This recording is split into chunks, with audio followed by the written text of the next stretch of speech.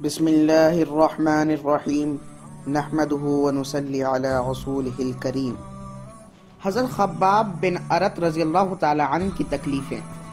حضرت خباب بن ارت بھی انہی مبارک ہستیوں میں ہیں جنہوں نے امتحان کے لیے اپنے آپ کو پیش کیا تھا اور اللہ کے راستے میں سخت سے سخت تکلیفیں برداشت کی۔ شروع ہی میں 5-6 آدمیوں کے بعد مسلمان ہو گئے تھے، اس لیے بہت زمانے تک تکلیفیں اٹھائیں۔ لوہے کی زرہ پہنا کر ان کو دھوپ میں ڈال دیا جاتا تھا، جس سے گرمی اور تپش کی وجہ سے پسینوں پر پسینے بہتے رہتے تھے۔ اکثر اوقات بالکل سیدھا گرم ریت پر لٹا دیا جاتا، جس کی وجہ سے کمر کا گوشت تک گل کر گر گیا تھا۔ یہ ایک عورت کے غلام تھے۔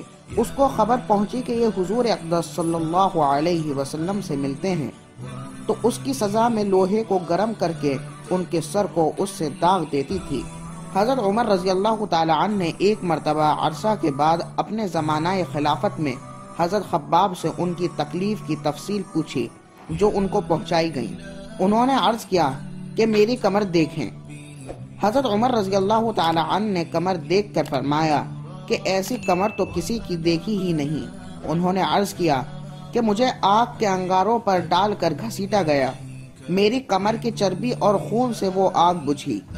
ان حالات کے باوجود اسلام کو ترقی ہوئی اور فتوحات کا دروازہ کھلا، تو اس پر رویا کرتے تھے کہ خدا نخواستہ ہماری تکلیف کا بدلہ کہیں دنیا میں ہی تو نہیں مل گیا۔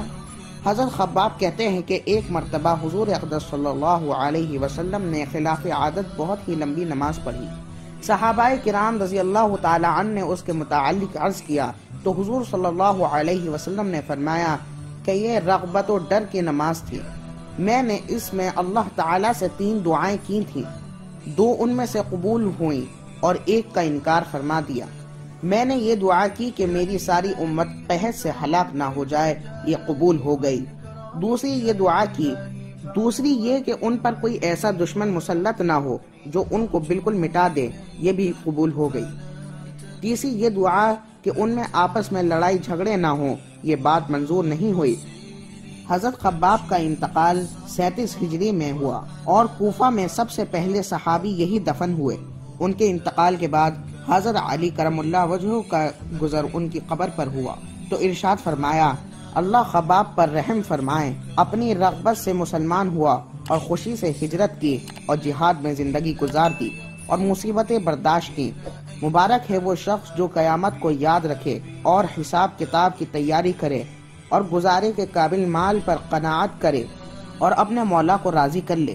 حقیقت میں مولا کو راضی کر لینا انہی کا حصہ تھا کہ ان کی زندگی کا ہر کام مولا کی رضا کے واسطے تھا۔